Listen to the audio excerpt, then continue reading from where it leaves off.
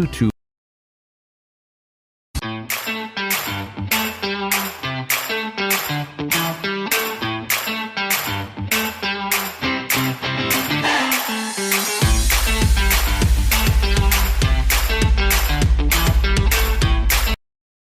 We're back. You are listening to TurboCharge Your Business on the #1 global business talk and news network on the internet, IBGR, International Business Growth Radio. I'm your host, Patty Lawrence. This is episode 35, Cash Flow versus Profit, End of Year Tax Maneuvers.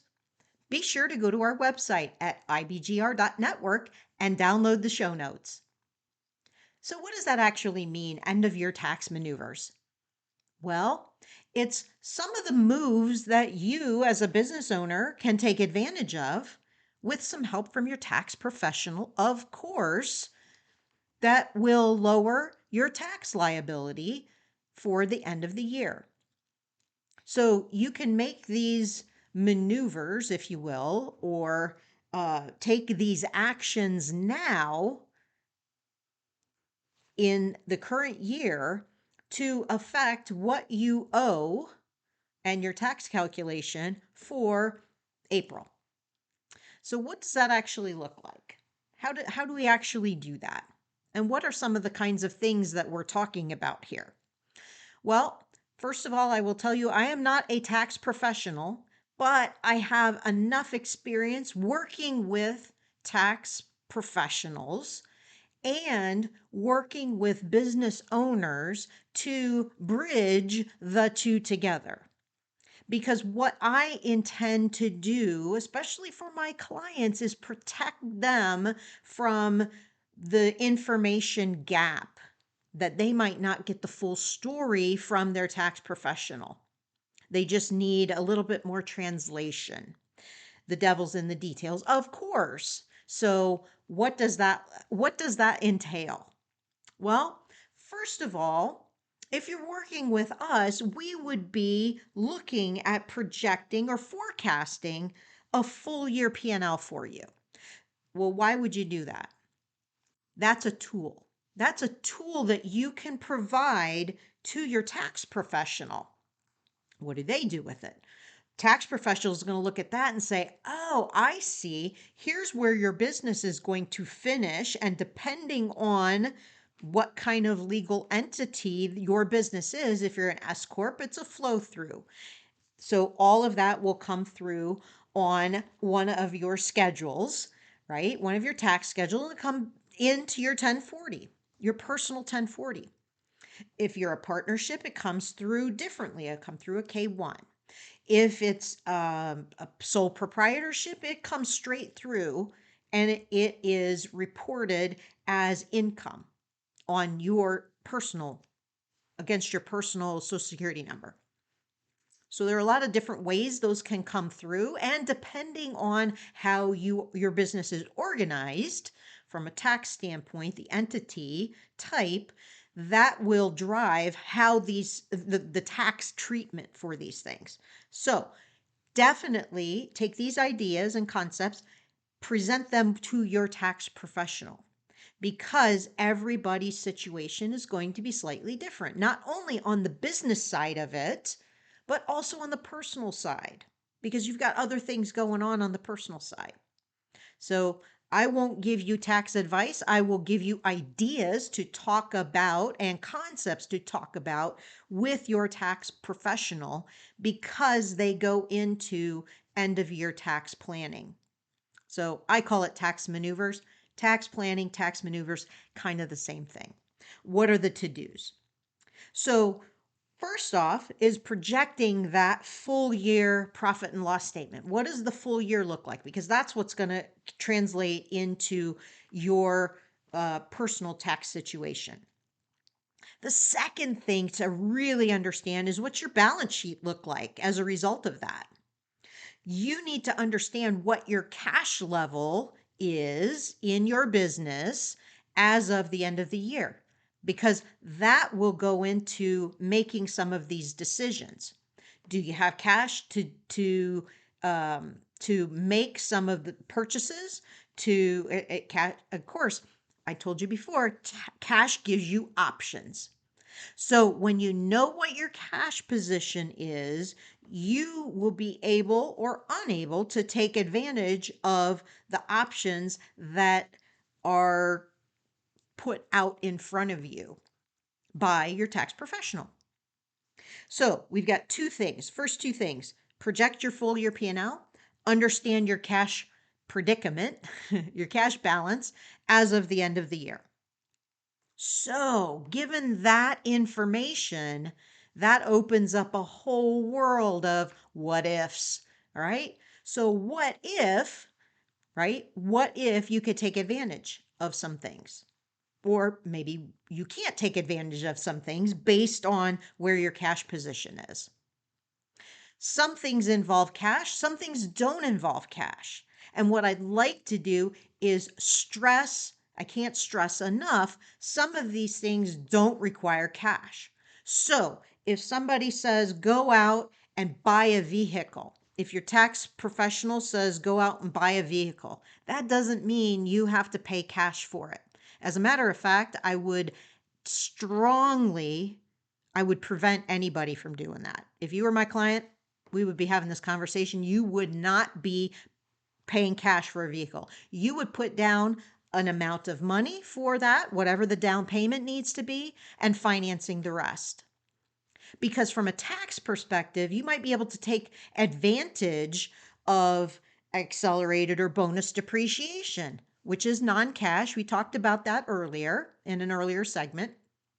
You'll be able to take advantage of that, but that does not mean you have to pay the entire amount, pay for the entire purchase out of cash, out of your operating cash, out of your checking account. No, no, no, no, no.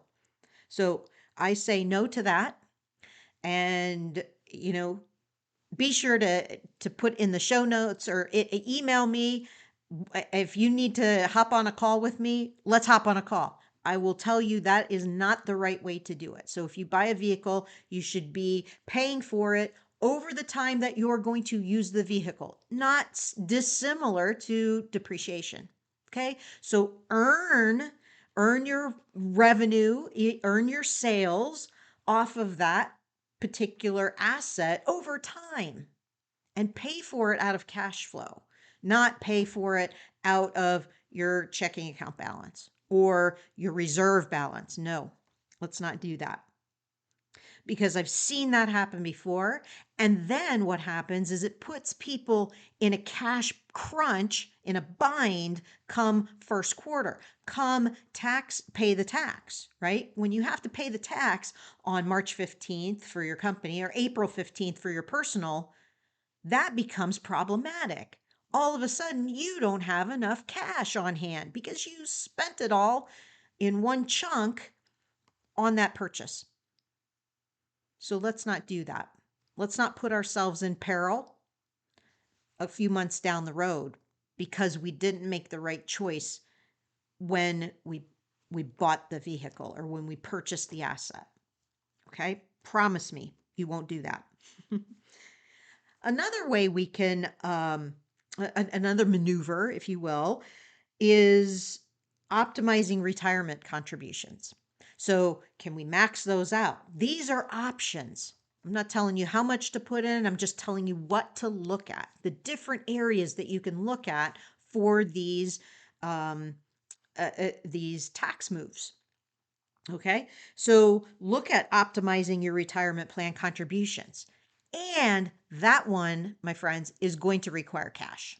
Okay, but the good part is you may have, depending on what retirement plan it is, you may have until you file your taxes, until the tax deadline of March or April 15th to actually fund those.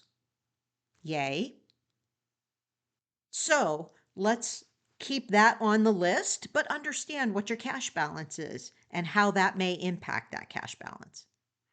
You can also accelerate or defer spending in your business. So, say you've got a big item that you need to buy. Well, or you've got something that you need to do in your business, a big investment that you need to make, or um, a subscription that's come due. Can you push it off to next year? Do you want to accelerate that to this year?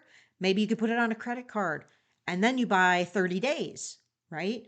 So you can take the deduction and not have to pay for it until later.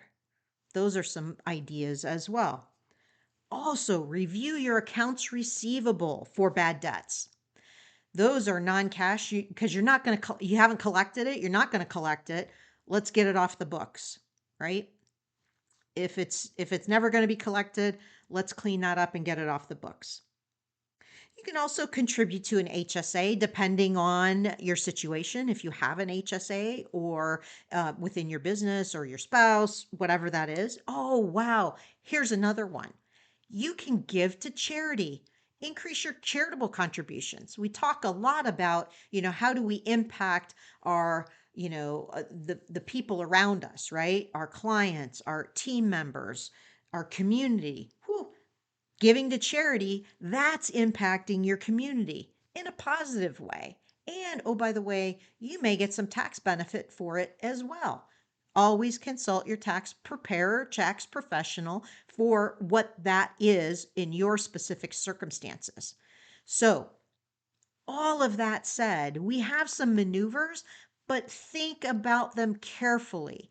Carefully consider what your cash balance is, what it will be after those maneuvers, because it's going to be very, very important to understand where your cash position is and to not negatively impact it for the future. We're going to take a short 2-minute break. And when we return, we will be talking about operating profit versus your tax profit. Be sure to check out my collection of free resources at turboexecs.com/turbocharge. And you can continue the conversation with me, Patty Lawrence, on LinkedIn. You've been listening to Turbocharge Your Business in episode 35, Cash Flow versus Profit, End of Year Tax Maneuvers on IBGR. I'm Patty Lawrence, and we'll be back after a short break.